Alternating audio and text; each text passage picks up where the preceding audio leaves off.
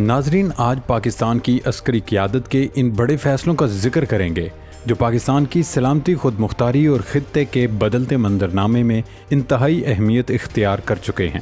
بھارت کی جانب سے کسی بھی وقت پاکستان پر ایک اور جنگ مسلط کی جا سکتی ہے۔ کنٹرول لائن پر چھیڑ چھاڑ کر کے انڈیا نے اپنے ناپاک عزائم ظاہر کرنا شروع کر دیے ہیں۔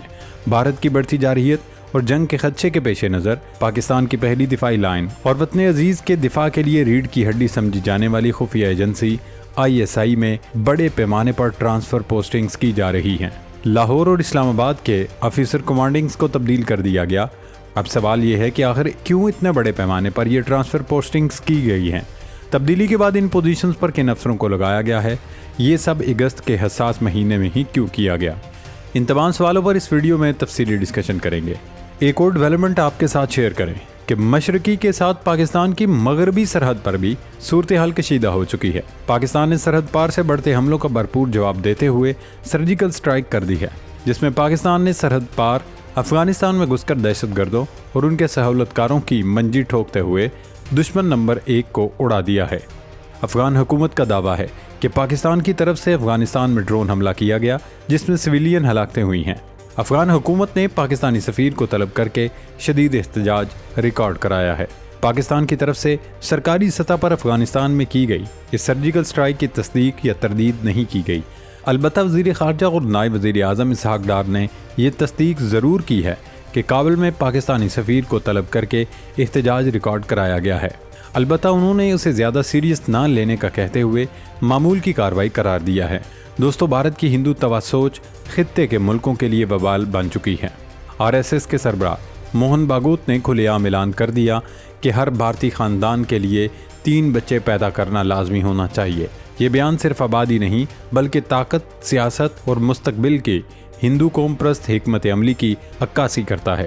اس اعلان کے خطے اور خاص طور پر پاکستان پر کیا اثرات ہو سکتے ہیں، اس پر تفصیل سے بات کریں گے۔ ناظرین، افغانستان میں طالبان کی عبوری حکومت نے الزام عائد کیا کہ صوبہ ننگرہار اور خوست میں 2 مختلف مقامات پر پاکستان نے ڈرون حملے کیے ہیں۔ ان حملوں میں 3 بچوں سمیت کئی افراد ہلاک ہوئے جبکہ 7 افراد زخمی ہوئے۔ طالبان حکام کا کہنا ہے کہ بدھ کو پاکستان کی جانب سے ڈرون حملہ کیا گیا۔ پہلے خوست کے گورنر نے یہ دعویٰ کیا اور اب افغان حکومت نے اسے ریاستی بیانیہ بنا کر پاکستان کے خلاف پروپیگنڈا شروع کر دیا ہے کہ پاکستان نے ڈرون حملے میں عام شہریوں کے گھروں کو نشانہ بنایا۔ خوست میں طالبان حکومت کے ترجمان مستغفر گرباز نے BBC سے بات کرتے ہوئے دعویٰ کیا کہ ان کے صوبے کے ضلع سپیرا کے لاہوری گاؤں میں زردان سے تعلق رکھنے والے ایک تاجر حاجی نعیم خان کے گھر کو پاکستانی ڈرونز نے نشانہ بنایا، جس کے نتیجے میں 3 بچے ہلاک جبکہ 5 افراد زخمی ہوئے۔ انہوں نے کہا کہ زخمیوں میں خواتین بھی شامل ہیں۔ افغان حکام کا کہنا ہے کہ پاکستانی ڈرون نے جس خاندان کو نشانہ بنایا یا ان کی کسی جماعت یا گروہ سے وابستگی نہیں تھی۔ متاثرہ شخص ایک عام تاجر ہے جن کی کسی گروپ سے وابستگی نہیں۔ کابل حکومت نے پاکستانی سفیر کو طلب کر کے اس حملے پر شدید احتجاج ریکارڈ کرایا، لیکن حیران کن بات یہ ہے کہ اس پر ابھی تک پاکستانی وزارت خارجہ یا حکومت کی جانب سے لب کشائی نہیں کی گئی۔ پاکستان نے افغانستان پر حملہ کیا یا نہیں، اس کی ابھی تک باضابطہ سرکاری سطح پر کوئی تصدیق یا تردید نہیں کی گئی۔ پاکستان مسلسل افغانستان کے ساتھ کراس بارڈر ٹیررزم کا معاملہ اٹھاتا رہا، لیکن ہر بار افغانستان کی جانب سے ہیلے بہانے کیے جاتے رہے۔ پچھلے دنوں پاکستان، چین اور افغانستان کے درمیان ہونے والے سافریکی مذاکرات میں بھی پاکستان نے چین کی موجودگی میں واضح کر دیا تھا کہ اب اگر سرحد پار در اندازی ہوئی تو پھر ویسا ہی جواب ملے گا۔ طالبان حکومت کی جانب سے جاری کیے گئے بیان میں پاکستان کے حملوں کو جارحیت قرار دیتے ہوئے پاکستانی سفیر کو طلب کر کے احتجاج ریکارڈ کرایا گیا۔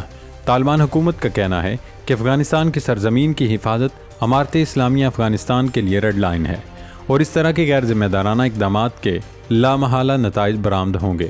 وزیر خارجہ اور نائب وزیر اعظم اسحاق ڈار نے جمعے کو افغان طالبان کی جانب سے پاکستانی سفیر کو احتجاجی مراسلہ دیے جانے کی تصدیق کرتے ہوئے اسے معمول کی بات قرار دیا۔ اب سوال یہ ہے کہ پاکستان اس حملے کی تصدیق کیوں نہیں کر رہا؟